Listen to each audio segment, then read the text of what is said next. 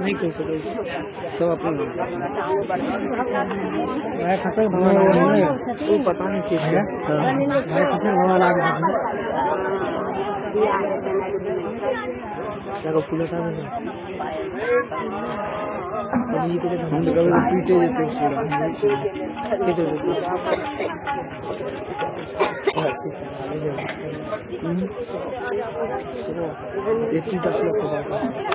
उनसे बात से कौन स्वागत की श्रृंखला में जिन सज्जनों का नाम बोला जा रहा हो वो क्रमबद्ध आकर महाराज श्री को माल्यार्पण कर आशीर्वाद प्राप्त करें। सर्वप्रथम मुख्य यजमान महाराज श्री को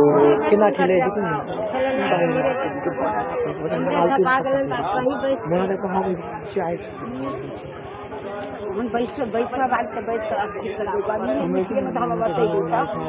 स्थान देखे जीता सर्वप्रथम मुख्य यजमान महाराज श्री को माल्यार्पण कर आशीर्वाद प्राप्त करें।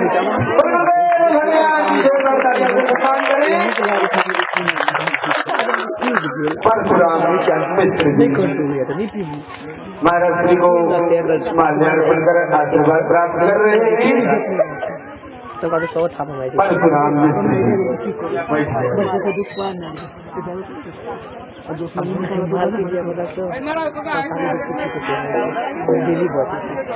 पार्टी में बताया तो सब पार्टी कॉलेज के शादी ले पहले बात तेज नारायण पाठक जी श्री तेज नारायण पाठक जी आए महाराज श्री को माल्यार्पण कर आशीर्वाद प्राप्त करें। जोरदार तालियों से सम्मान करें। भगवान की धीर झा श्री धीर झा जी महाराज श्री को माल्यार्पण कर रहे हैं।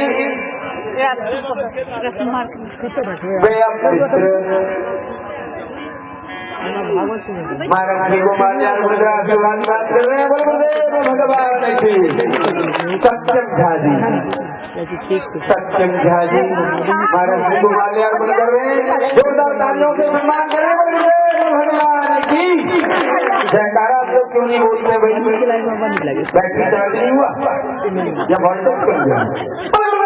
भगवान की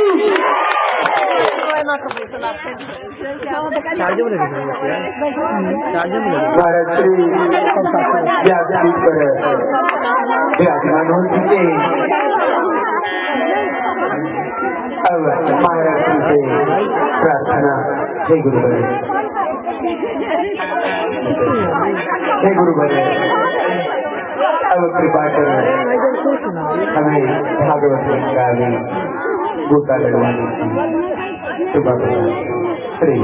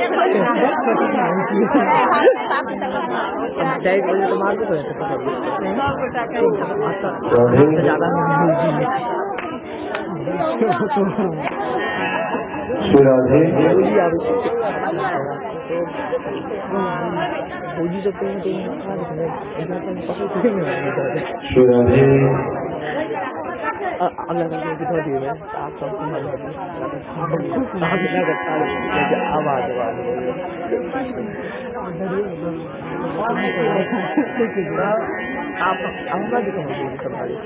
जब तक बहुत नहीं करेगा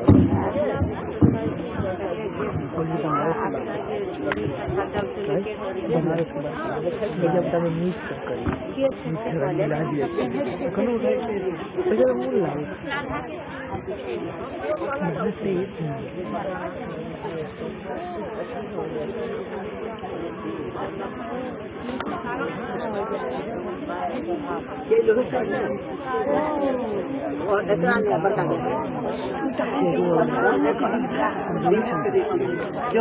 डिवाइडर खा लिया डिवाइडर का डिवाइडर खा लिया टाइम नहीं दे सके 6 घंटा तक हमसे खाली बाहरी काज करे ताकत सबसे आगे 6 घंटा के बाद लेकिन आगे ले 6 घंटा बाद ऐसा सा जगह नहीं दाए जाओ ना जाओ रे मुझे को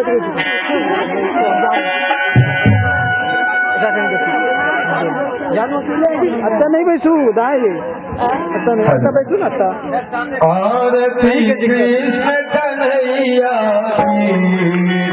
जी के छोटे भैया की आरती कृष्ण कन्हैया जी के छोटे भैया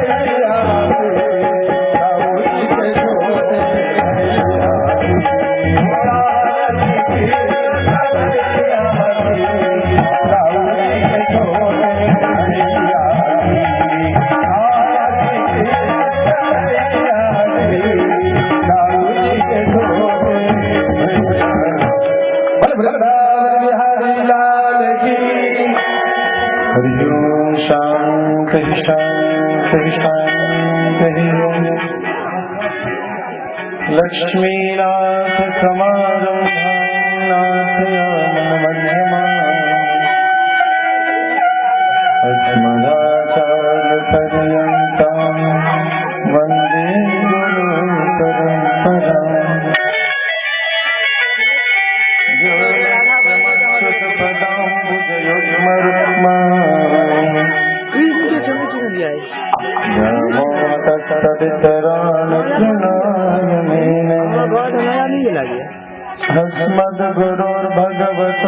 अस्मद्गुरोर्भगवतोऽस्मदयैकसिन्धो रामानुजस्य चरणौ शरणं प्रपद्ये श्रीवेङ्कटेशचरणाम्बुजराजहंसम् श्रीवानशैलमुनिवर्यपदाब्जभृङ्गम् श्रीशारदामगुरुवर्य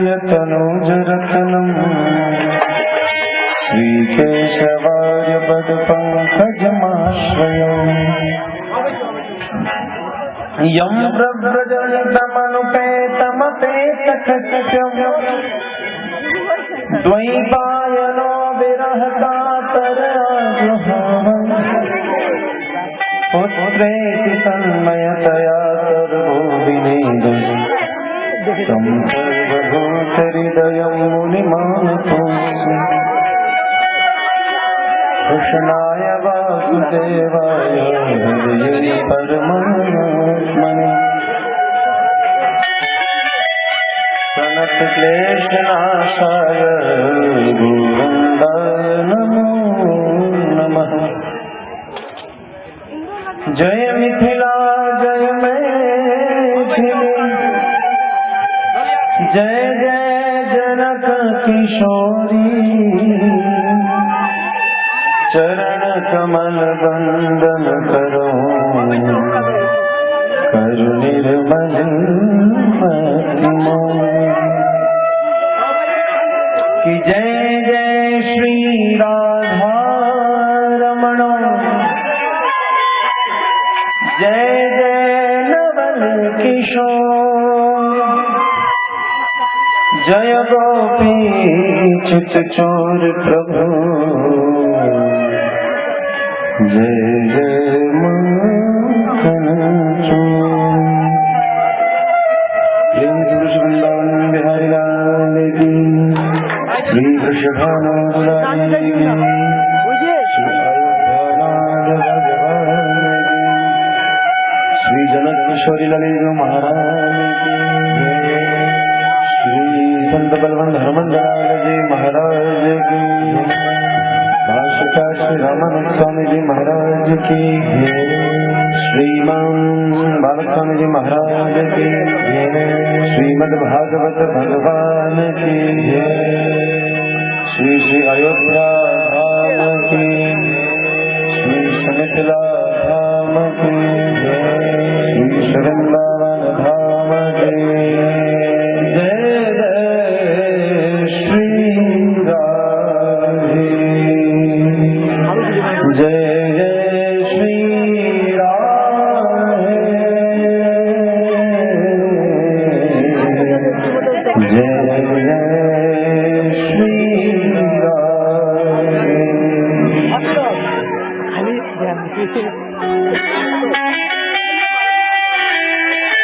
आरती ले ले।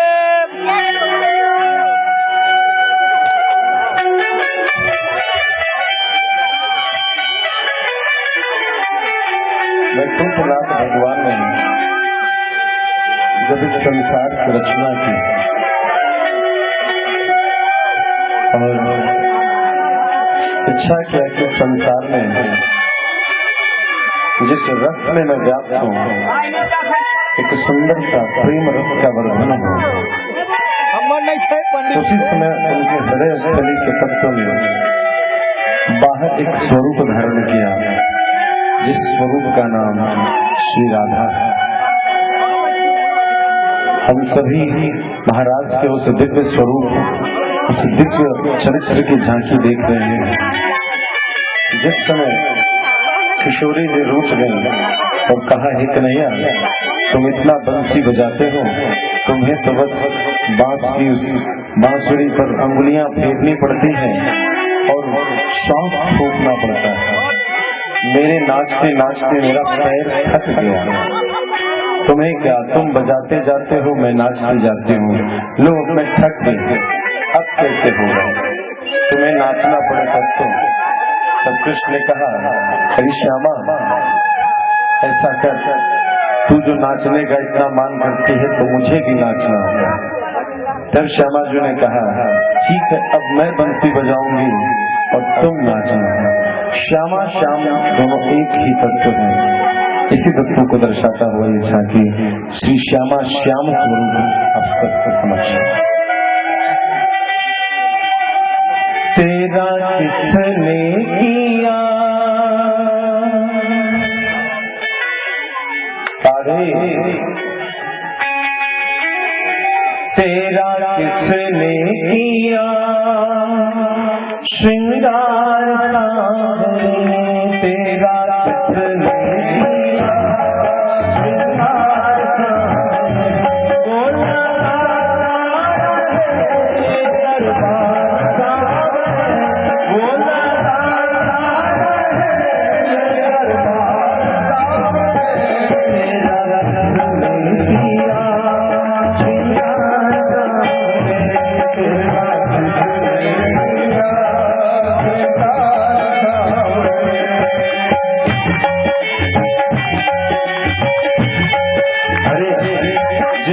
सजाया है महफिल को, जिसने सजाया है दरबार को, कम से कम उन हाथों के लिए कुछ में सही ताली तो बजा दो। ये दुआ उनके लिए जिन्होंने इस घंटे को सजाने के लिए दिन रात मेहनत किया है। ये दुआ उनके लिए जिन्होंने इस झांकी को सजाया, ये दुआ उनके लिए जिन्होंने तोरण बंधन बाल सजाया, ये दुआ उनके लिए जिन्होंने मन कमल को खिला कर भगवान के चरणों में समर्पित करके भगवान के चरण को खिले कमल मन से युक्त होकर के श्रृंगार किया।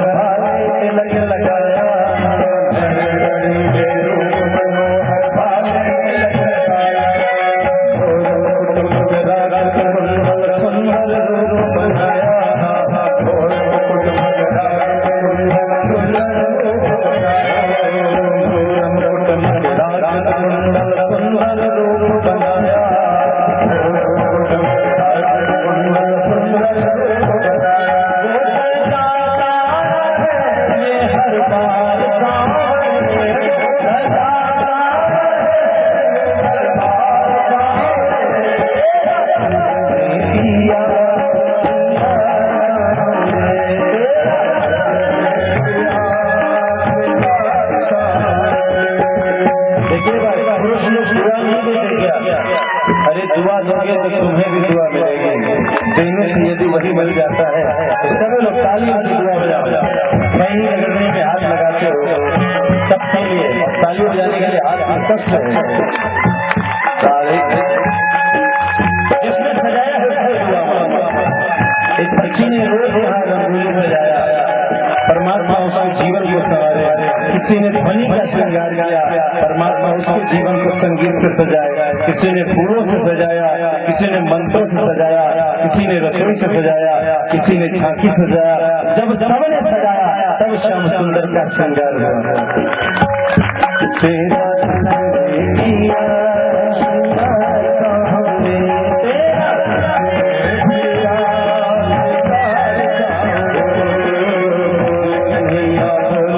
मैं कौन सा भजन सुनाऊं, मैं कौन सा भजन सुनाऊं।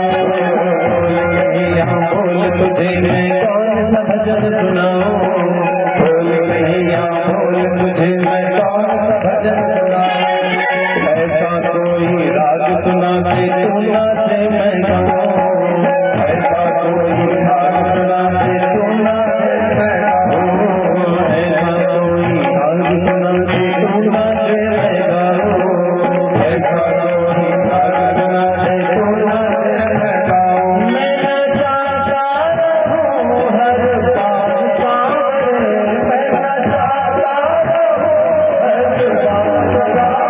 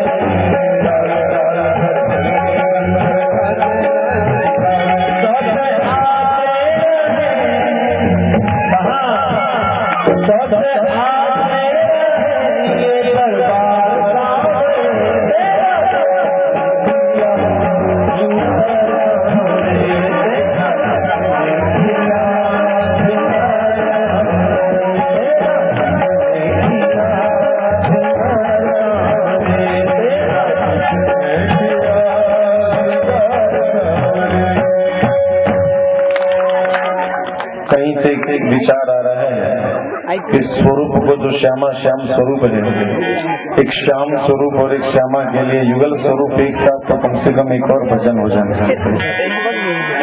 मुकुट सिर मोर का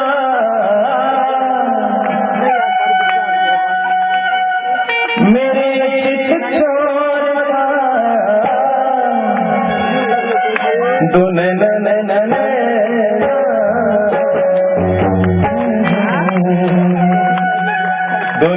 सरकार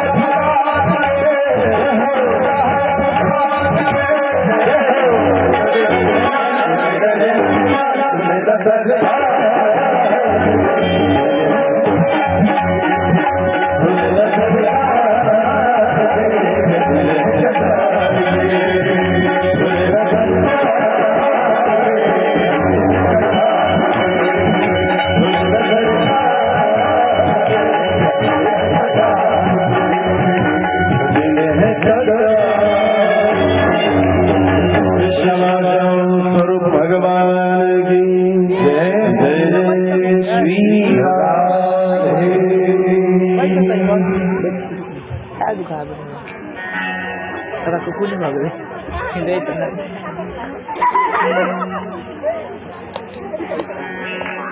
आज की गोधली बेला सभी गोपियां अपने अपने काम में गई। कोई गैया के पीछे, कोई घर में झाड़ू बुहा रहा, कोई तुलसी को दिया अलग अलग। अचानक दूर से एक आवाज मन को खींचती चली जाती। अरे ये कैसे थी?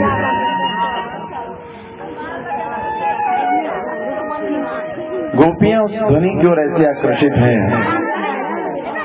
कि अपने काम को छोड़कर गोपियां उस ध्वनि को सुनने के लिए घर से बाहर निकली कि आवाज निकल कर। देखो कोई बच्ची छोटी बड़ी कोई नहीं, एकदम शांति से बच्चों। बहुत गंभीर विषय में हम कभी प्रवेश कर रहे हैं, इसलिए एकदम सावधान। श्रीमद् भागवत तो पूर्ण रूप से गंभीर विषय है, लेकिन इसमें जो सबसे अत्यंत ही गूढ़ और हृदय की बात है, यदि श्रीमद् भागवत एक शरीर है तो दशम स्कंद उसके वक्षस्थल है, और जो ये जिस प्रक्रम में हम सभी प्रवेश कर रहे हैं रास पंचाध्याय, यह पंचक प्राण है श्रीमद् भागवत रूपी शरीर का, श्रीमद् भागवत रूपी परमात्मा। और किसी के प्राण की चर्चा, किसी की गुप्त बातों की चर्चा बड़ी गंभीरता से है। वो बंसी की तान यूं कानों में प्रवेश करती है जैसे आज मनमथ है, आज मन को मत दिया। ये किसकी बंसी है? जिसकी बंसी एक विचित्र सी आकर्षण है, खींचती है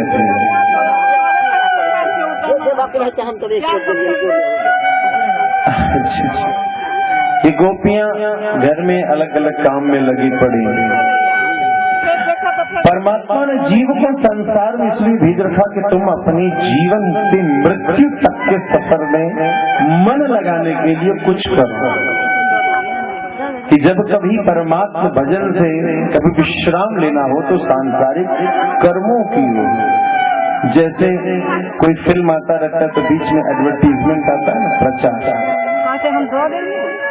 ठीक उसी प्रकार से संसार के कर्मों को ब्रेक में रखना चाहिए कि भगवान के भजन से, भगवान के सुमिरण से कभी फुर्सत मिले तो संसार के कर्मों की भी चिंता कर लो, उसकी व्यवस्था कर लो। जब तक परमात्मा की पुकार न आए तब तक अपने कर्म में आबद्ध है।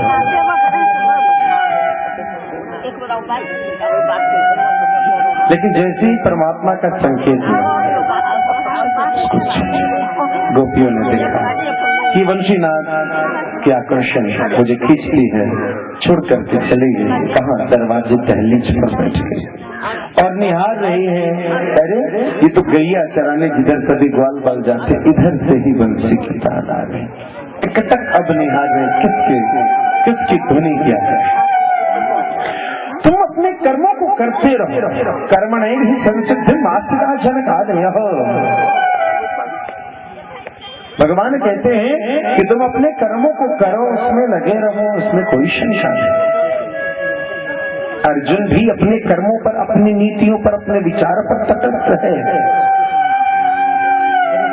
गाड़ीधारी अर्जुन का धनुष कोई व्यर्थ का नहीं कर रहा, अपनी नीति, अपने कर्म, अपने सिद्धांत के विचार पर ही आज वो गांधी का त्याग करना चाहता है।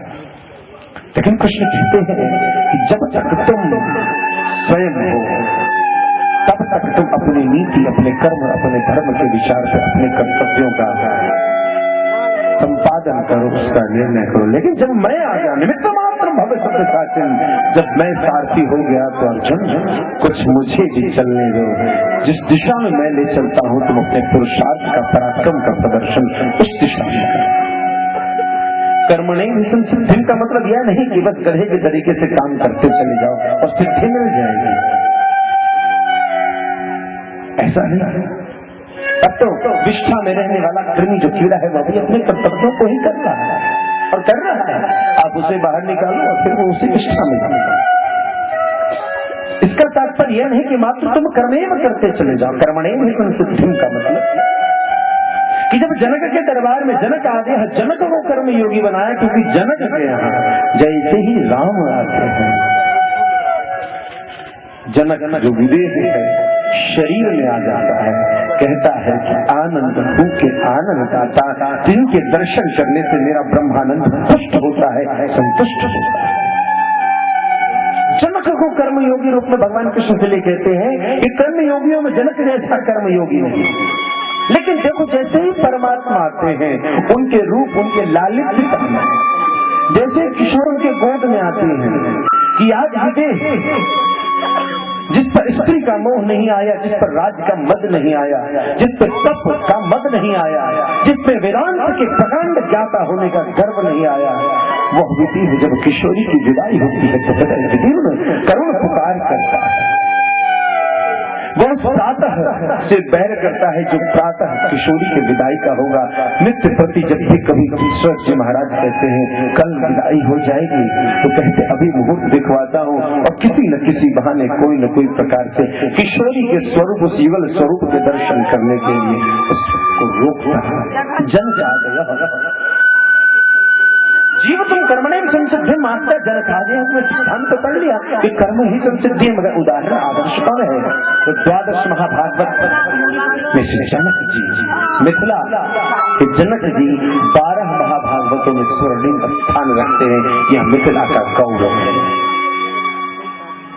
कर्मयोगियों में भी और महाभागवत 12 महाभागवतों में से जनक जी का भी एक नाम आता है कि तुम अपने कर्मों को प्रधान मानो। कब तक? जब तक कि हनुमान सुग्रीव के साथ कर्मनिष्ठ है।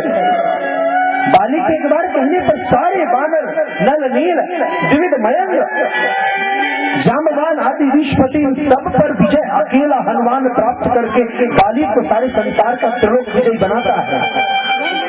सुग्रीव पर जब प्राण की आपदा आती है तो हनुमान उसकी रक्षा करता है, उसे भी मंत्रणा देता है, उसके साथ भी जीवन निरंतर किसी भी प्रकार के समस्याओं को वो देखता है और एक मंत्रणा उचित जो एक मंत्र दे उस प्रकार के पराक्रमों को करता है। मगर जैसे ही सरकार पहुंच गए, हनुमान ने सब छोड़ दिया। अब जो प्रभु कहेंगे वही करूंगा, अब मुझे बुद्धि लगाने की कोई जरूरत नहीं। यहाँ तक बुद्धि नहीं लगाया है। एक प्रसंग है कि जब पुष्पक विमान पर बैठकर ये सभी लौट रहे थे तो हनुमान जी ने सरकार के चरणों में प्रणाम किया। कहते प्रणाम करता हूँ प्रभु, एक मन में बात है सरकार। क्या हम लोग अभी थोड़ी ही देर बाद अंजना पर्वत से ऊपर उड़ते हुए जाएंगे। बहुत दिन हुए हैं माँ को देखे हुए, इच्छा करती है माता अंजना का दर्शन कर लूं, तब दर्शन करूंगा, इतनी ही इच्छा है। दास सरकार ने कहा माता का दर्शन के लिए पूछता हूँ, हम भी धन्य होंगे, हम भी माँ का दर्शन करेंगे। चलो चलो पुष्पक सबने प्रणाम किया।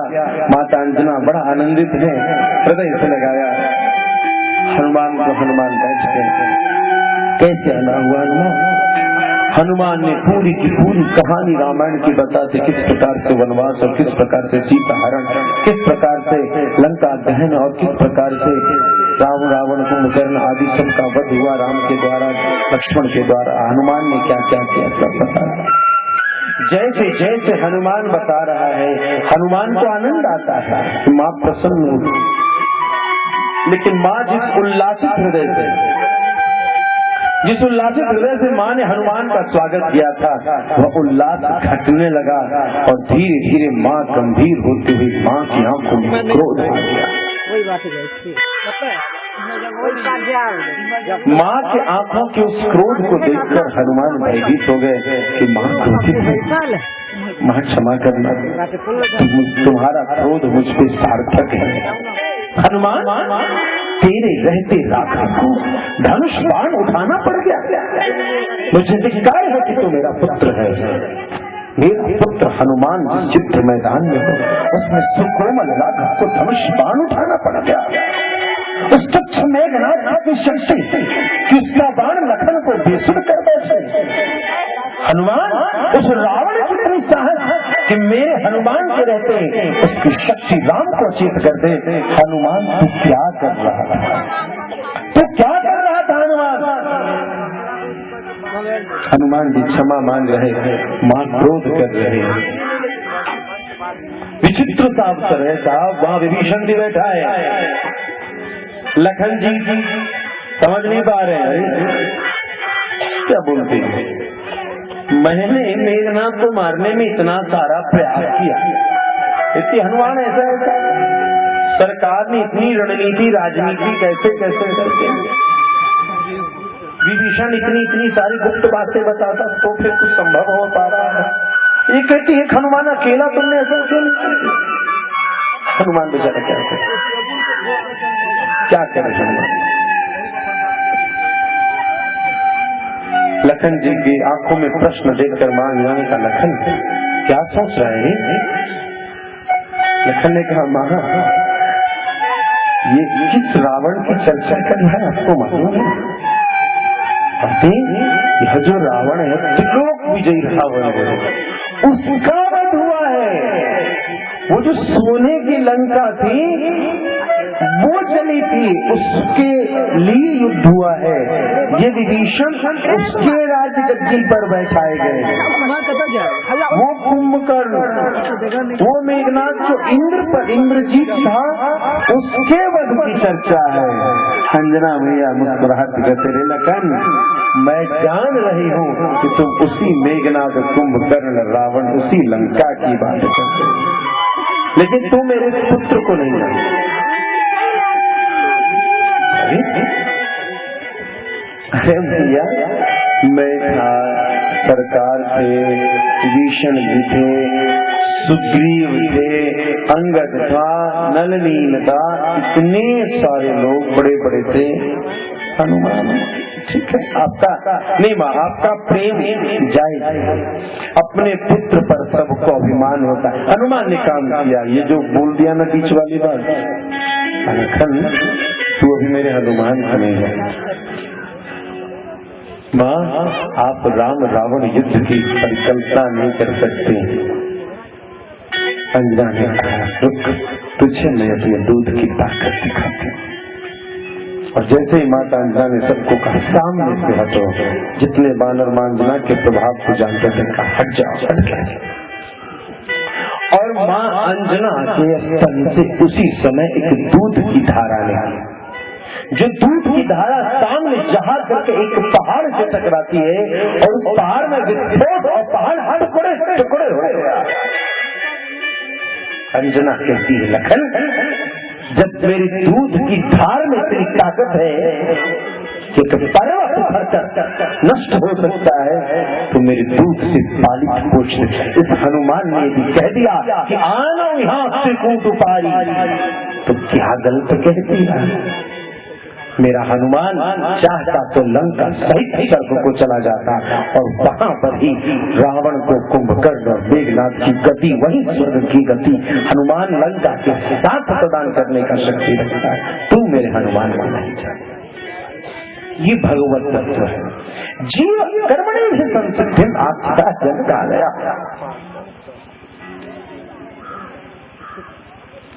गोपियों ने आज यही किया, कर्म कर रही हैं, झाड़ू बुहा रही हैं, चावल फटकना, दाल चुनना, कंकड़ पत्थर कल रसोई बनेगी, कोई दही मंथन कर रही, कोई कुछ, लेकिन वो बंसी की नाद आती चली गई। गोपियों ने उस काम को छोड़ा और निहारने लगे उस दृश्य की ओर। अरे किसकी बंसी?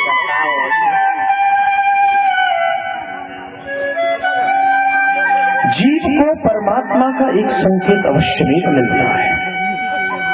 एक घड़ी ऐसी जरूर आती है कि जब मन मयूर कहता है कि वो है, उसका एहसास है, उसकी सत्ता है। बस वही वो क्षण है जब उस एहसास को पकड़ना है, उस एहसास को थाम लेना। जब उसकी प्रेम, उसकी कृपा, उसकी करुणा की अनुभूति जैसे है, उसी समय उस बंधन को पकड़ लो, उस एहसास को थाम लो, क्योंकि वह एहसास जीवन के आभास को भी नष्ट कर देगा। मीरा की मां ने एक बार कहा कि बेटा मैंने तुझे कृष्ण को समर्पित किया था। मीरा ने समर्पित मान लिया।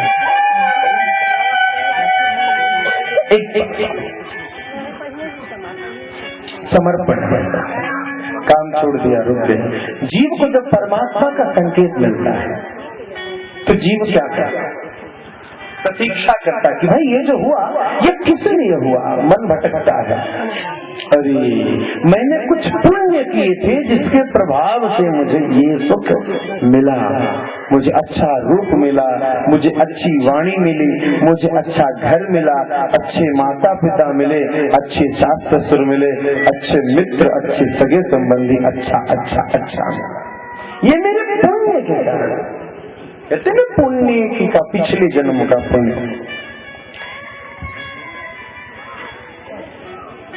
कभी जीव सोचता है, सिद्धांत कहता है बोगे पेड़ बबूर का तो आम कहां से पाओगे। मैंने आम के पेड़ बोए हैं, नहीं अगर के डंडों में, अगरबत्तियों में मैं अग्नि लगाता नहीं, ये सुगंध मुझे आती। सच बताना तुम अगरबत्ती भी नहीं जलाए भाई, और मान लिया किसी बगल के बगीचे में गुलाब के फूल किसी के घर में खिले होंगे और परमात्मा छोटी सी कृपा कर दे कि हवा का झोंका आ जाए तो बिना जलाए भी तुम्हें सुगंध की प्राप्ति हो। आप यहाँ बैठे 2 4 5 लोगों के मन में आई कि भागवत की परिकल्पना चर्चाई और आज भागवत का दरबार सज गया, कल विश्राम का समय भी आ जाए। समाप्त मत करना भागवत, क्योंकि ये तेरे कर्म का प्रभाव नहीं है। जीव हमेशा अहंकार कर बैठता है कि मेरे कर्म का ये परिणाम है कि मैंने कर्म किया। तो कभी जीव कहता है मेरा प्रारब्ध है, हिंग लगे न फिटकिरी रंग हुई चोखा। बहुत लोग जिनकी बेटियों की शादी हुई होगी, बहुत दामाद आ रहे होंगे ससुराल में होली खेलने के, सकता है कोई ऐसा आया था होली खेलने के लिए, बढ़िया श्याम रंग की बेरंग रहा है, उसको ठाकुर जी था, वो तो आया था कटरम कुटरम करने के लिए। लेकिन होली का सीजन है, बिना कहीं तो व्यवस्था है, लेकिन उसे क्या मालूम कटरम कुटरम तो होगा, मगर उस जीव का नहीं जो दूसरा है, इस जीव के अहंकार का कटरम कुटरम होगा कि जीव अपने अहंकार का दमन करो तब परमात्मा की कृपा की।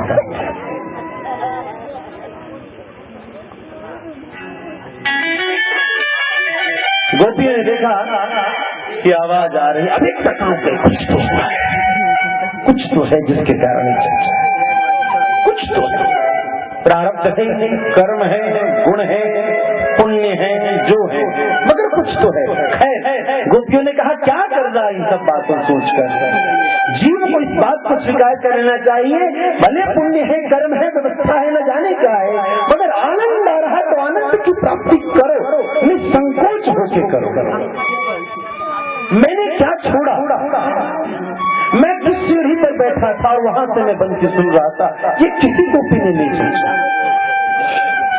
गोपियां मात्र धन्य है कि कृष्ण की बंसी की ध्वनि आ रही। मुझे ये प्रतिष्ठा नहीं मिल पाया, हम रूठ गए, ये जीवन का कर्तव्य नहीं है। क्योंकि सूर्य भी परमात्मा के प्रेम में कहता है अखियां हरि दर्शन की प्यासी, जो देख नहीं सकता संसार को दीदार तेरा हमेशा होता है। वह भी देख सकता है, जिसके काने कभी कुछ सुनती न हो सकता है उसके कान में वंशीनाद की ध्वनि बने। 84 कोष के अंतर्गत हम सभी भांडीर वट उस रासत थली में भांडीर वट में एक दर्शन विचित्र किया। विशाल बरगद का पेड़, मुझे लगता है कितना बड़ा ये ब्रह्म स्थानों कितनी दूर में है। और उस बरगद के वृक्ष में जैसे ही कान लगाया था मृदंग की अंतर्नाद की ध्वनि सुनाई देती है। आज जी महाराज का प्रकंपन उस भांडीर वट के वट में है। तो जिसके कान में वो पर्वत कभी मृदंग नहीं बजाएगा, लेकिन उस पर्वत पे मृदंग की ध्वनि हम लोगों ने अपने कान से सुनी है। तुम्हें भी सुनना हो तो चले जाना। यह प्रभु की कृपा है। जब गूंगा भी बोलता है, लंगड़ा भी चल चलता है। जीव क्या करे? अहंकार का दमन कर अपने कर्तव्य तक का त्याग करके जीव परमात्मा का सुमिरन करेगा। उसके इशारे को समझे। जीव ने देखा, क्या देखा? पहले गाय के चरणों की ठोकर से निकली हुई धूली, गोधूली बेला, गाय के चरणों की ठोकर की धूली का एक अंबार देखा। गोपी क्या मन में आया कि तुम्हारी जो गो कौन? इंद्रिय, इंद्रियों के प्रभाव, जो पराक्रम तुम करते हो, जो तुम अपने कर्म करते हो, गाय की पैर की ठोकर तुम्हारी कर्म जो इंद्रियों के आधार पर करते हो, उसका जो परिणाम है वह धूली स्वरूप छोटे छोटे जो कर्म के फल स्वरूप जो छोटे छोटे प्रभाव है, वही वो धूली की स्थिति है, वो धूली का अंबार। गोरक्षा तुम्हारे इंद्रियों के द्वारा किए गए कर्मों का फल। तो क्या इन धूलों के कण से आवाज निकल रही? क्योंकि कई बार आप शंख खरीदो और शंख को कान में लगाओ तो उसमें से समुद्र की लहरों की आवाज आती है। कई बार हवा जब जंगल में चलती है तो एक विचित्र सी आवाज आती है जो लगता है जैसे कोई बोल रहा हो। तो क्या ये धूलों के अंबार ने कोई ऐसी आकृति बनाई जो आज के विचित्र सी ध्वनि मन को आकर्षित आवेशित करने वाली है? नहीं। जीव यहाँ नहीं रुकेगा, गोपियां यहाँ नहीं रुकेंगी। सामान्य जीव उस गोधूली के अंबार को देखकर रुक जाएगा, मगर ये गोपियां हैं यहाँ नहीं रुकेंगी। अपने कर्मों के फल पर विश्वास नहीं करेंगी कि मेरे किए गए किसी भी कर्म का फल या फलों का अंबार ऐसी अंतर्नाद की ध्वनि दे सके। ऐसा कोई कर्म नहीं, ऐसी कोई गो, ऐसी कोई इंद्रिय नहीं जिसके कर्म का प्रभाव ऐसा हो कि परमात्मा की अंतर्नाद की ध्वनि जीव विश्राम रुका है। अब परमात्मा की कृपा की अनुभूति के लिए अभी भी निहार रही है गोपियां। क्या देखा गोपियां? उन गाय की धूली के पीछे क्या है? गाय का है गो मतलब इंद्रिय। अरे मेरे कान नहीं होते तो क्या मैं सुन सकता? मेरी आंखें नहीं होती तो क्या मैं देख सकता? मेरी नासिका नहीं होते तो मैं सुन सकता? मैं हूँ जीव का अपने शरीर के एक साधन रूपी होने में अहंकार कि मेरी इंद्रिय है, मेरी आंखें हैं, मेरी जीवा है तो मैं नाम बोल सकता हूँ। मेरी जीवा नहीं होती तो मैं नाम कैसे बोल सकता? संत भी तो कहते हैं कि मुख की शुद्धि के लिए मुख से नाम जपो। न मुख होता न नाम जपती, तो धन्यवाद है इस मुख का जिसने नाम जपा। धन्यवाद है इस कान का जिसने हरिनाम सुमिरण किया। धन्यवाद है इस आंख का जिसने स्वरूप का दर्शन किया। धन्यवाद है इस पैर का जो तीर्थों तक जाते हैं। धन्यवाद है हाथ का जो तुलसी के माला, फूलों के माला भगवान के लिए सुंदर सुंदर भोग नैवेद्य तैयार कर। धन्यवाद है इस मन का जो सोचता है कि आज ठाकुर का श्रृंगार कैसे करूंगा आज, और श्रृंगार कहता होगा जो आज तक मैंने नहीं देखा। अनुपम है, अनुपम का श्रृंगार अनुपम जैसा कर। कम से कम तुम्हारा हृदय तो कहते कि आज तक ऐसा स्वरूप नहीं देखा, क्योंकि वो अनुपम है।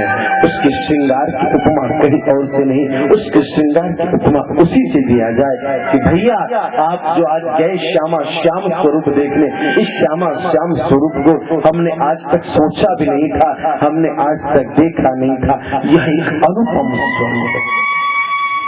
कल्पना करो, मैं परमात्मा को सामान्य चीज नहीं दूंगा, मैं परमात्मा के चरणों में सामान्य भाव नहीं दूंगा, क्योंकि वो असामान्य है।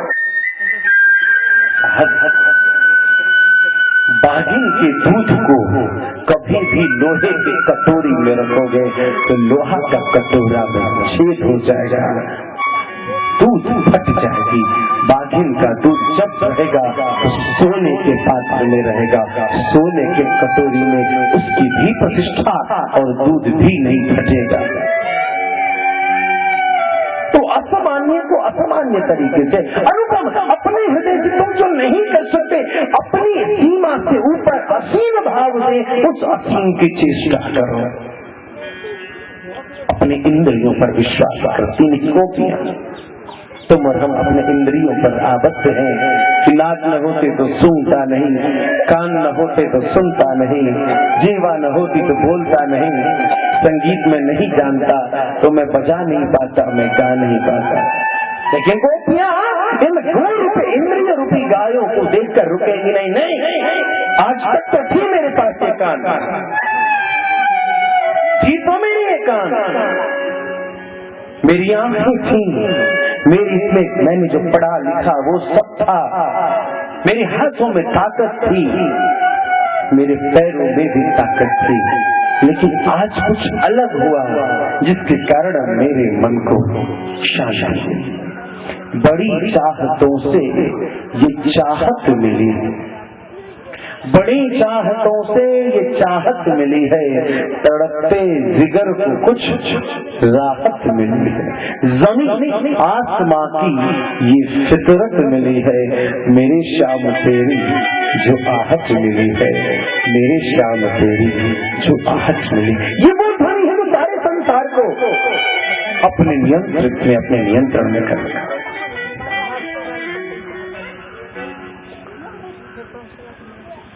यह तुम्हारे इंद्रियों का प्रभाव नहीं। तुम अच्छा देख सकते हो, तुम्हारे अच्छे स्वरूप हैं, तुम्हारे अच्छे स्वस्थ सुडौल शरीर हैं, साधन धाम मोक्ष कर द्वारा का सिद्धांत से आज गोपियों का सिद्धांत ऊपर है। गोपियों ने इंद्रिय को भी नीचे कर दिया। नहीं, मैं विश्वास नहीं करती कि मेरी इंद्रियों का ये प्रभाव है, नहीं मैं विश्वास नहीं करती कि ये वंशीनाथ गायों से निकली है। क्या देखा? गायों के पीछे कौन है? गायों के पीछे भी ग्वाल बाल है। नहीं महाराज, ये ग्वाल बाल कौन है? परमात्मा की सन्निधि को प्राप्त, परमात्मा के दर्शन को प्राप्त, परमात्मा की अनुभूति को प्राप्त जो जीव है इस संसार के, जिसे आप गुरु कहते हो, जिसे आप साधु कहते हो, जिसे आप संत कहते हो, ये वो ग्वाल बाल है जो कृष्ण की मंडली है, जो धर्म मंडली है। गोपियां रुक गई क्या?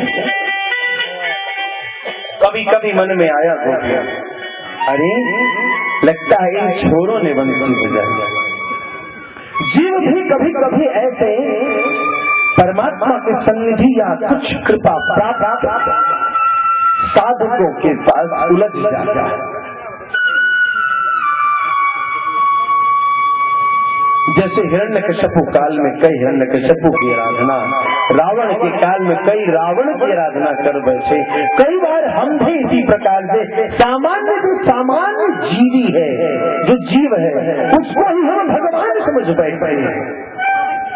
तो समूह को देखा और लगा कि यह कृपा तो बस इसी से है, यह कृपा तो बस इन्हीं से है। ये वंशीनाथ यदि ये न होते तो न होते। जीव यहाँ रुकता है, जीव भ्रम में फंस जाता है, और वह जो जीवधारी है, जो ब्रह्म का सन्निधि प्राप्त है, ब्रह्म की कृपा प्राप्त है, उसी को ब्रह्म तुल्य मान करके अपनी उपासना की स्थिति वहीं रोक देता है। ये वो स्थिति है जिस स्थिति में कुछ साधक स्वयं को भगवत तुल्य भगवान के समान प्रदर्शित करने लगते हैं और उनके अनुयायी परमात्मा का सुमिरन का त्याग करके मात्र अपने उन पंथ प्रदर्शकों को ही ब्रह्म तत्व परम तत्व मानकर उपासना करते लगते हैं। लेकिन गोपियां यहाँ नहीं रुकी। धन्यवाद, मन देखकर आनंदित हुआ गोपियों को, उस ग्वाल मंडली को, सुदामा है, मधुसूदन आदि सभी है, इन सबको देखकर उल्लासित है गोपियां कि धन्य है ये छोरे उस मुरलीधर का संग रखे। कि तभी उसी समूह एक विचित्र का दर्शन जो आज तक का लटकत था, शैतानी करता था, आज उसने खड़मूल और सप्तम सहायक चित्रों वाली वंशी को लिया और वंशी नाद करी कि बरहा पीरम नट बरब करनयो बरहा पीरम नट बरब करनयो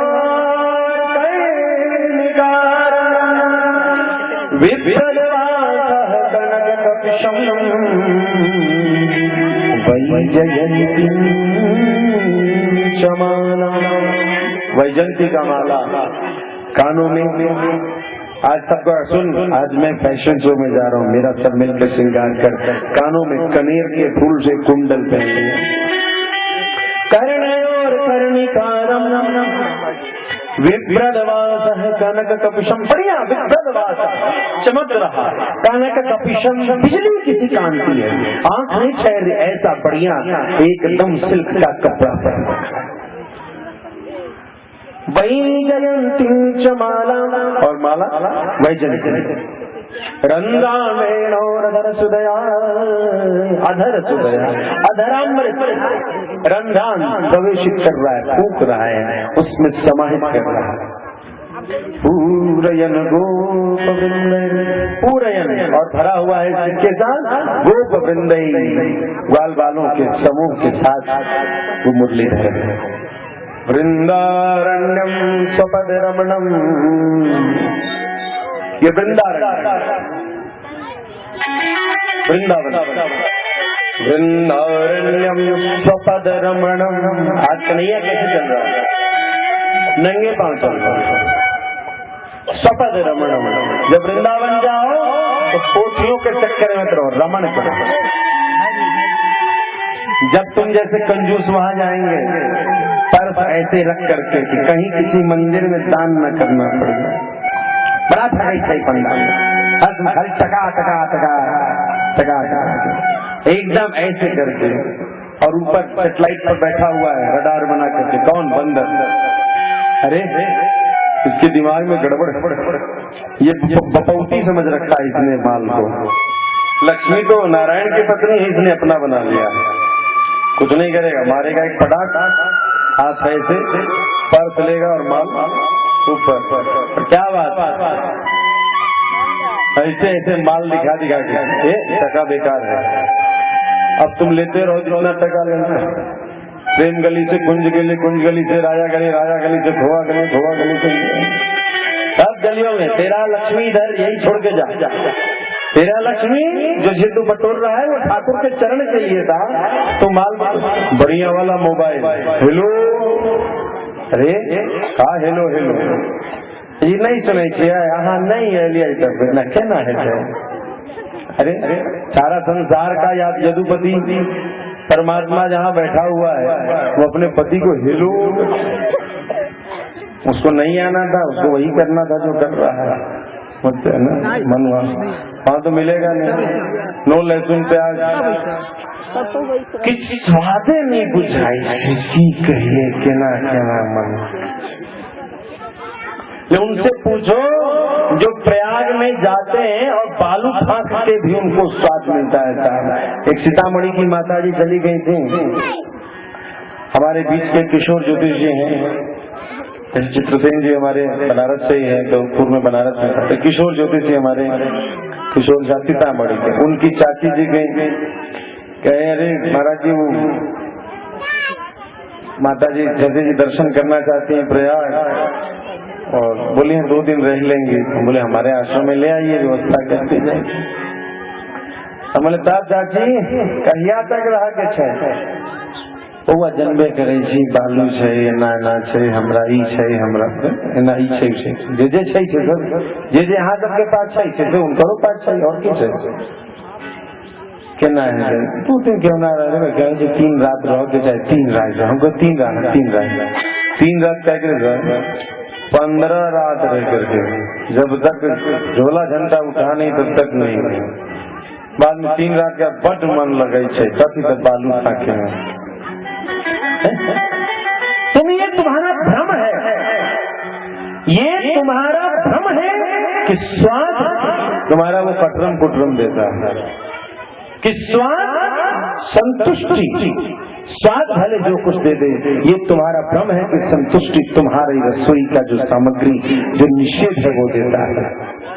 संसार में 10 हजार 20 हजार लोगों के भंडारे, इंदौर में जब हमारे स्वामी जी के यहाँ भंडारा होता है तो साहब 30 हजार जनता 4 घंटे लाइन में लग करके प्रसाद पाने के लिए इतना मिल जाए, और यहाँ तुम प्रसाद में भी शिकायत करने से नहीं चूकते हो। सत्य बताता हूँ, इन बातों पर मुझे वो नहीं होता कि आप गलत कर रहे हो, वही आपसे हमारी अपेक्षा, क्योंकि आपकी सोच गलत है कि स्वाद कहीं और है नहीं। परमात्मा की श्री चरणों में समर्पित जो नैवेद्य है वही तुम्हें संतुष्टि, वही तुम्हें वर्धन दे सकता है। उसकी मात्रा इतनी हो चाहे इतनी, लेकिन तुमने परमात्मा के उस प्रसाद में यह नहीं देखा कि परमात्मा की कृपा है। हे शुक्राचार्य के अनुयायीगण, जिन्होंने आपको ऐसा संदेश दिया, क्योंकि आप सभी दीक्षा लेते हैं किसी न किसी, लेकिन ये शुक्राचार्य के तदवत आचार्यों से तुमने संदेश ले लिया।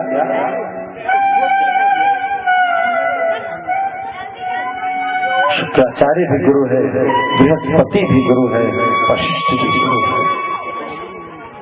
इसलिए विचार फ्रीडम नट कर्मयोर कर्णिकारम बुद्धवाच, परमात्मा ऐसा कपड़ा पहनता है कि सारे संसार को चमक देगा, आंखें नहीं ठहर रही, चमचम चमचम कर रहे, जो खींच ले अपनी ओर वह कृष्ण है, जो सारे संसार को ऐश्वर्य प्रदान करने की शक्ति रखता है। आज हम उस कृष्ण के दरबार में हैं और वह अपने ऐश्वर्य की व्यवस्था कर लेता है। साहब एक छोटा सा पूजन करा लो, एक दिन के भंडारे की व्यवस्था करने में हालत खराब है। और यहाँ देखो परसों जन्म के दिन का सबको बढ़िया माल छक मिला, घर बांध करके ले जाने वाला सिस्टम भंडारा नहीं होता, जो दरबार में आए उसी को पहुंचा देंगे। 56 भोग में माल बटोर के सब ले गए। आज क्या है?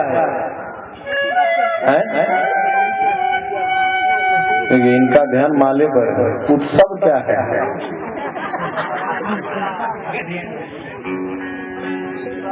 रुक्मिणी विवाह है। विवाह में लोग ना बन चाहिए मूलत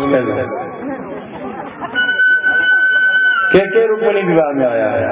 हाथ दिखाओ, यदि मेहंदी लगी होगी तो मान जाएंगे। सब डुप्लीकेट है, समझ गए?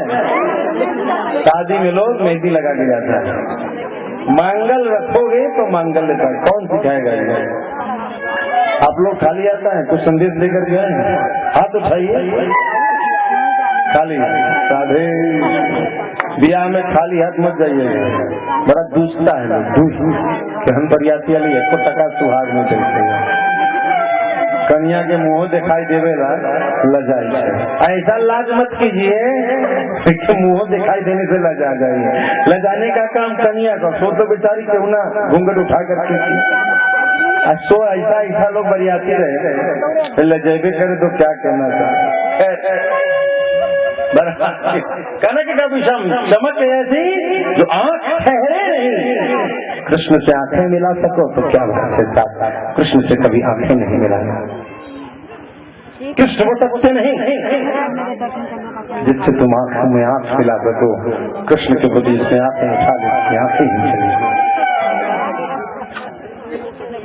वही जयंतिम समाना, संसार को परमेश्वरी मान देने वाला परम श्रीमंत ने आज बंशीधर का स्वरूप धारण किया। गोपियां देख रही हैं। जब तुम अपने कर्मों के प्रभाव फल के बाद अपने इंद्रियों और इंद्रियों से ऊपर जो तुम्हारे वो लोग जो तुम्हें परमात्मा का बोध कराते हैं, जब इनके ऊपर भी जाते हो तब परमात्मा की अनुभूति, परमात्मा की दृष्टि, परमात्मा की कृपा तुम्हें मिलती है, परमात्मा की झांकी तुम्हें मिलती है।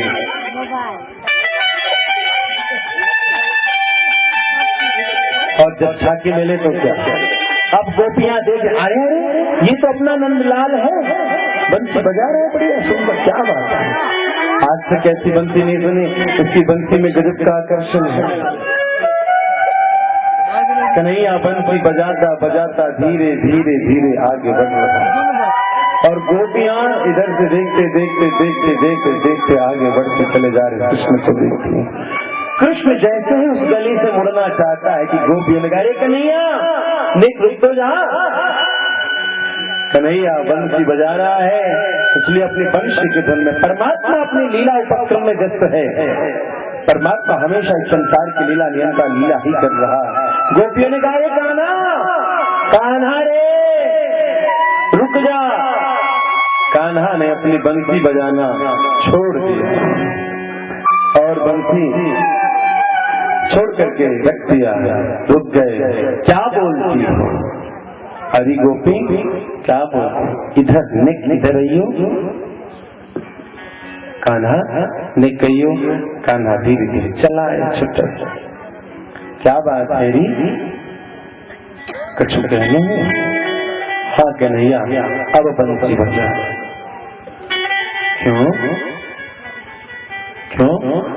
अच्छा लगता है तेरी बंसी। ना ना मैं नहीं बजाता बंसी। मैं क्यों बजाऊं? अरे कान्हा बंसी बजाता। अरे गोपी सुन, मैं बंसी बजा तो रहा था, तुमने ही उस बंसी के वादन को रोका है। जीव परमात्मा की कृपा प्राप्ति करने के बाद कई बार परमात्मा की अनुभूति का अहंकार पाल बैठता है। मैंने ये मंत्र सिद्ध लिया, ये मंत्र काम करे। विवश होकर के सावर जैसे मंत्रों को जप करके अपनी स्वार्थ की पूर्ति करने के लिए लोग कभी परमात्मा ने एक बार कृपा कर दी तो उस कृपा की याद दिला दिला करके बार बार अपने भौतिक सुख भौतिक चेष्टाओं के लिए उस परमात्मा से विवश होकर के संपूर्ण जीवन एक भिखारी चरित्र का बिता देते हैं कि हमेशा उससे मानते रहते हो भौतिक सुख संपत्ति के चित्र। जो परमात्मा प्रेम का समुद्र है, उससे दुख समुद्र रूपी सांसारिक वस्तुओं की मांगने की चेष्टा जीव करता है कि तुम जो बंसी बजा रहे थे जहाँ भी हो रुक जाओ और वहाँ से पलट कर जाओ और आज से तुम बंसी मेरे लिए बजाओ। मेरा सिद्ध हुआ हनुमान, मेरी सिद्ध हुई भवानी, मेरी सिद्ध हुई कालिका, ये वही सोचे। जब जीव ये अहंकार कर बैठता है कि परमात्मा ने मेरे ऊपर कृपा की है, परमात्मा मात्र केवलमेव मेरा है और पहलीला वादन वो अंशी वादन मेरे लिए करता है, तो परमात्मा कहते रे मूढ़ तेरी साधना में इतनी प्रबलता नहीं कि मैं कभी तेरे कहने पर रुक जाऊं, तेरे कहने पर शुरू हो जाऊं। गोपियों को परमात्मा कहते हैं, हरी गोपी सत्य बता, तुम्हें मेरी बंशी अच्छी लगी? बहुत अच्छी थी। ऐसी सुनी थी? नहीं। हरी गोपी ये चौखट घर का तेरा क्या आज ही मिला? नहीं, कल भी था ना। हाँ, रोज रहता है ना। हाँ, ये गैया जो घर में बंधी थी ये रोज, ये जो बंसी थी कभी सुनी? कभी। तुम्हें ये बंसी अनुपम लगी, अच्छी लगी, मन को आनंद देने वाली लगी, लेकिन अरे तुम इतना भी न कर सकी कि इस वंशी को सुनने के लिए अपना घर का चौखट भी न छोड़ सके। ये चौखट क्या है? सीमाएं, ये चौखट क्या है? मर्यादाएं। कृष्ण कहता है तुमने कर्मों का तो त्याग किया, गाय धोना छोड़ा, घर में झाड़ू बुहार छोड़ा, सब छोड़ा, लेकिन अटक कहाँ गई?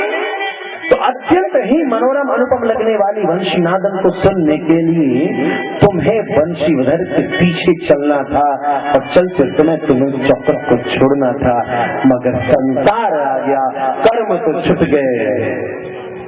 इस संसार आ गया कि यदि गली में चलूंगी तो लोग क्या कहेंगे। कृष्ण ने कहा अब ये वंशीनाद तुम्हें आज नहीं सुनाऊंगा मैं ये वंशीनाद अवश्य में तुम्हें भविष्य में सुनाऊंगा।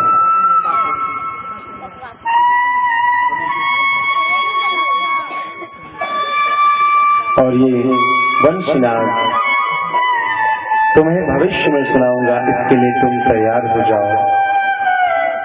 अगहन में सुनाई वंशीनाद। इसके पश्चात गोपियों ने कात्यायनी भगवती का पूजन आराधना किया। कात्यायनी महायोगे महायोगे नधीश्वरी नंद गोप सुतम देवम पति में कुरुते नमः। बढ़िया, भगवती का उपासना कर। ये उपासना करते करते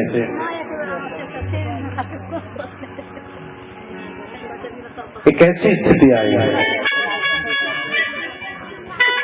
कुछ संतों का ऐसा अभिमत है कि गोपियां कृष्ण की प्राप्ति की लालसा से वाम मार्ग की साधना करने को प्रस्तुत हो गई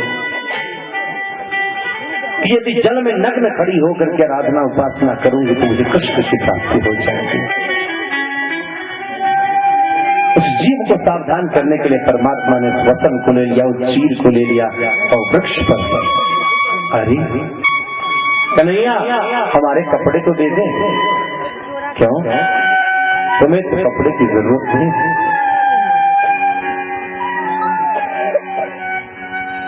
अरे कन्हैया हम सत्य कहते हैं, हम जीवन भर तुम्हारी दासी रहेंगे, हमें तुम हमारे वस्त्र दे दो। कृष्ण मान लिया और अंत में उन गोपियों को विवश होकर के अपने शरीर को अपने हाथों से ही छुपाते हुए कन्हैया के पास जाना पड़ा। तब कृष्ण ने वस्त्र दिया और कहा अरे गोपी, वरुण पुरुष तत्व है, स्त्री को हमेशा अपने प्रेम करते समय अपनी मर्यादा का ख्याल रखना चाहिए। ये जीव तो वाम मार्ग की ओर आराधना करते हुए अपने परमात्मा को परमार्थ न मान के स्वार्थ की चेष्टा कर बैठता है और वाम मार्ग की साधना से ही उसे प्राप्त करना चाहता है। परमात्मा कहते हैं मैं किसी साधना के द्वारा साध्य वस्तु नहीं हूं, कोई ऐसी साधना नहीं जो मुझे प्राप्त कर सके। इसलिए जीव तुम हमेशा सद्गुण पर ही चलो, सद्गुणी साधना पर ही चलो। क्या आपने कभी सुना कि किसी ने एक नहीं 108 बलि प्रदान की हो और तब भगवती उस पर कृपा करने आई है? सांसारिक वस्तुओं की प्राप्ति करने के लिए लेन देन का व्यवहार हो सकता है, लेकिन तुम जिस भगवती को दुर्गा दुर्गति नाशनी की चेष्टा करते हो, क्या कभी किसी ने कहा कोई कथा कोई दृष्टांत कि एक ऐसा साधक जिसने बलि दिया, एक नहीं 108 ने 1008 बलि दिया, भगवती कहीं धन्य है तूने मेरे लिए इतना सारा बलि दिया, अब मैं तुम्हें यहाँ से मुक्त करती हूँ? कोई ऐसी कथा किसी पुराण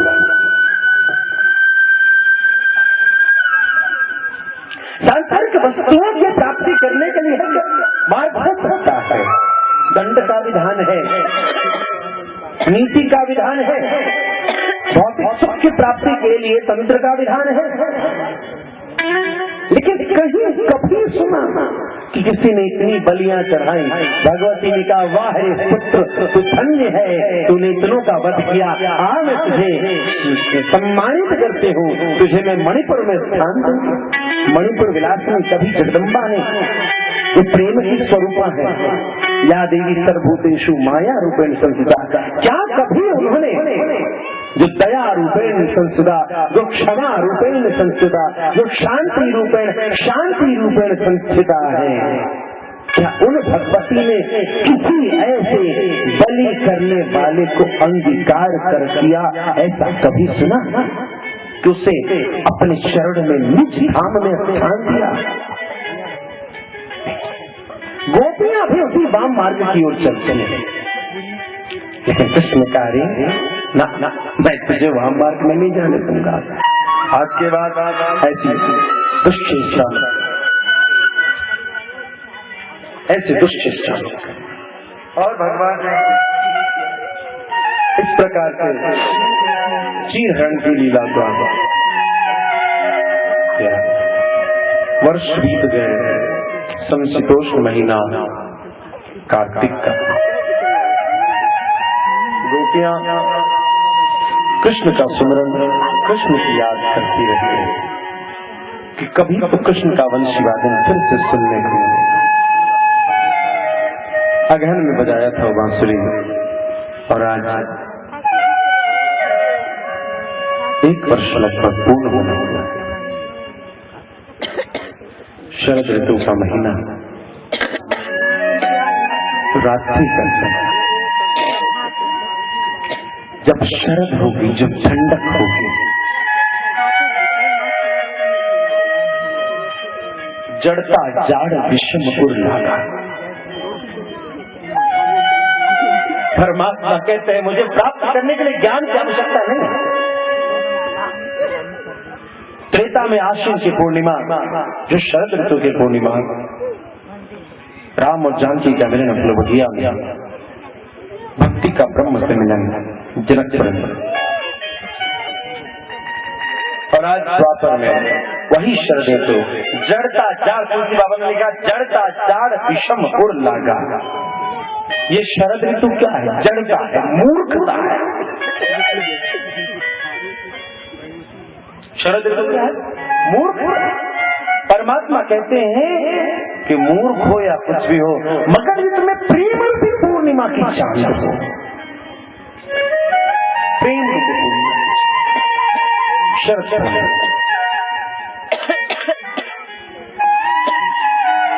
तो फिर मैं तेरे पर आज फिर से वही बंशीनाद, वही अंतर्नाद, वही कूच, और बंशी दूर तक चलती चली जाती। कोई गोपी दूध दूर रही, उस वंशी के नाथ ने गलियों से प्रवेश करते करते उस गोपी के कान में और कान के हृदय में, और जैसे हृदय में झंकार कि गोपी ने वो दूध का पात्र छोड़ दिया। कोई गोपी अपनी आंख में काजल लगा रखी है, दूसरे में लगाने वाले कि तभी वंशी वादन उस गोपी ने काजल की डिब्बी फेंकी। किसी ने एक कान में झुमका लगाया, दूसरे को पकड़ा ही था कि वंशी सुन पड़ी, इस झुमका को छोड़ दिया। किसी ने एक पैर में पायल, किसी ने एक पैर में कंगन। एक गोपी रसोई करके अपने ससुर सास को नैवेद्य दे रही, क्या कर,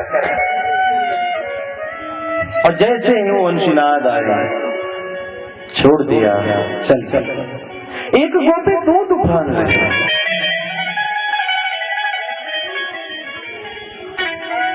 वंशीनाद आया, उस दूध को छोड़ दिया, चल।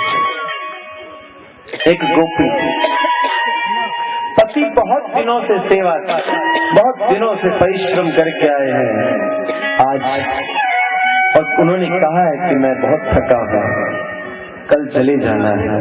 बड़े दिनों बाद परदेसी पति आया और कल चला भी जाएगा, उसकी चरण चाहता है तो पति थके हैं तो विश्राम कर जाए कि वंशीनाद। एक गोपी अपने बच्चे को दूध पिला रहे हैं, वो बच्चा रो रहा है कि दूध पिएगा और सो जाएगा, कि वंशीनाथ इस बच्चे को रख दिया। चल चल एक गोपी, आज पति ने कहा आज शरद पूर्णिमा की रात्रि है, तुम उस चांद जैसी सजो, श्रृंगार कर रहे हो।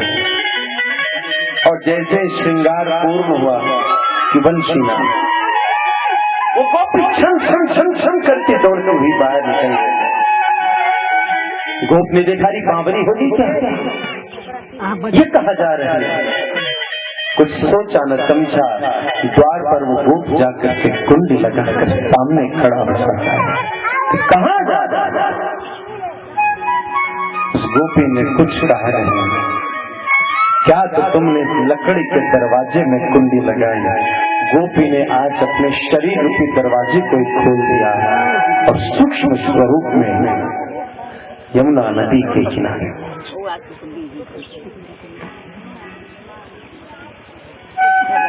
कदम का वृक्ष, यमुना के निर्झर नीर, नीला आकाश, और वहां कृष्ण अकेला उस शानदार वातावरण में एक मुरली की धुन। आज फिर वही स्थिति, गोपियों ने अपने कर्तव्य का त्याग किया, सांसारिक कर्मों का त्याग किया और कृष्ण की वंशीनाद सुनने के लिए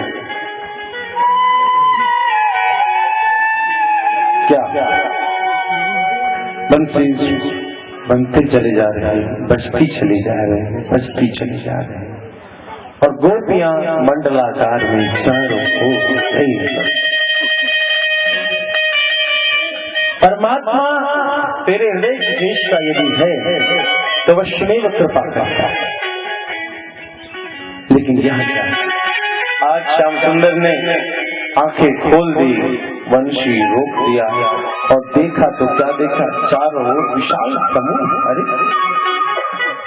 स्वागत कथे क्या करूं, आप स्वागत है। अच्छा, गोपियों ने कहा अरे कृष्ण तू बड़ा चालाक है, तू बड़ा चालाक है। क्यों? पिछली बार जब तुमने बंसी बजाया था तो हमने तुम्हें रोका था, कृष्ण रुक जाओ, जो उधर जा रहे हैं तो यही बंसी बजाओ।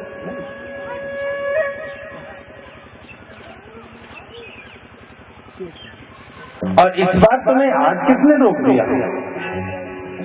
अब गोपियां कमर में हाथ फिर रोका उनको बजा नहीं।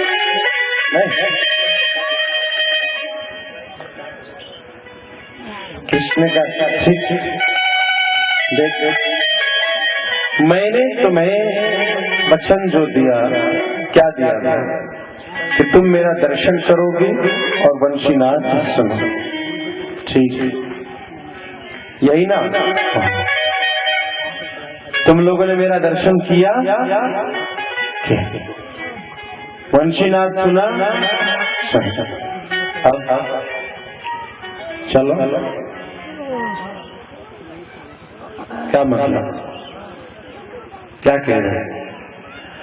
मैंने जो वचन दिया था कि वंश मेरा स्वरूप का दर्शन करोगे, मेरी वंशी वादन का दर्शन करोगे, सो तुमने किया। अब हे गोपी, तुम सभी कुलीन घर की बहुएं हो और जो तुम सभी कुलीन घर की बहुएं मुझ जार पुरुष पराये पुरुष के साथ इस शरद पूर्णिमा की रात्रि में यहाँ खड़ी रहोगी तो तुम कलंकित हो जाओगे। क्या संसार में सांसारिक वस्तुओं का त्याग, अपने कर्तव्य का त्याग, लेकिन अपने मान सम्मान का भी त्याग करना कठिन है। कृष्ण कहते हैं अरे रुक जा जीव, तू जो ये सोच रहा है कि तू मेरा भजन सुमिरण करेगा तो तुझे कोई माला पहनाएगा, सम्मानित होगा रे तू, कलंक लगेगा। उस कलंक को स्वीकार कर सकता है। कृष्ण क्या काले और यदि कृष्ण का रंग चढ़ गया तो काला चढ़ेगा, कलंक चढ़ेगा।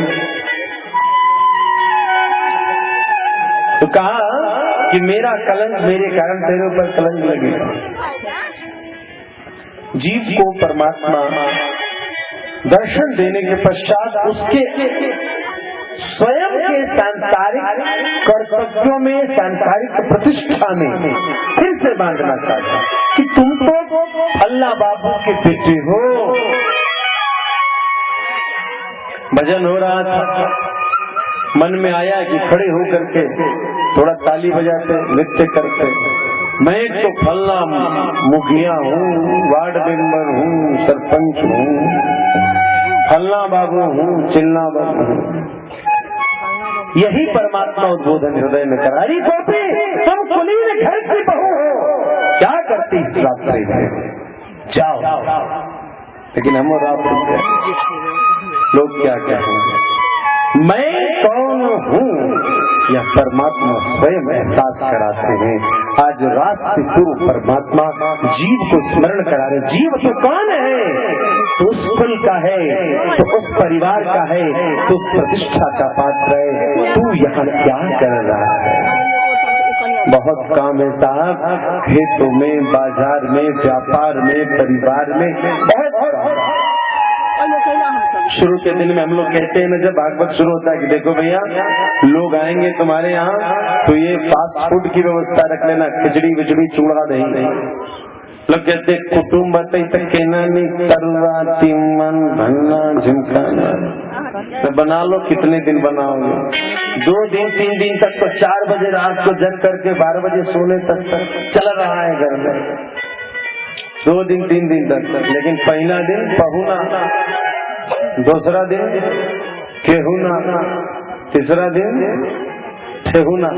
आए कुटुम कनिका सब्जी ले आओ ना, पूजा हमरा 108 फेरी भोरा कर भोरे भोरे 108 फेरी करे छे ने, टांग कनिका दुखा जुए दुनू गोटा करे छे, केना जाय पड़े। हाँ नहीं करे छे, कहीं ले आओ। अब पाहुन अलन ससुराल में तरकारी किने ला, लेकिन ऐसा भाव प्रेम है। तो परमात्मा एहसास करा रहे कि तुम कौन हो, कुलीन घर की बहू है। और मैं अरे भैया 7 दिन तो भागवत जी रहेगी, 8वें दिन थोड़े। ठाकुर जी वही कह रहे हैं कि मैं पराया हूँ।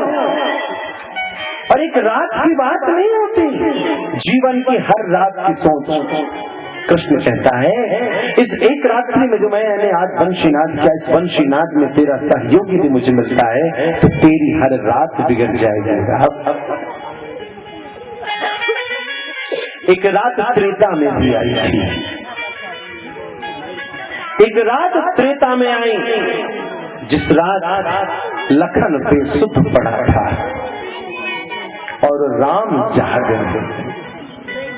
राम ने कहा अरे लखन भैया उठ जाओ, भैया आज इतने वर्षों से मैं सोता रहा, तू जागता रहा। आज राम लखन के स्वभाव को समझो साहब। आज राम विलाप कर रहे हैं। क्यों विलाप किया राम? क्योंकि आज जो सोया है ये वो है जिसने आज तक नींद का तिरस्कार किया और जिसके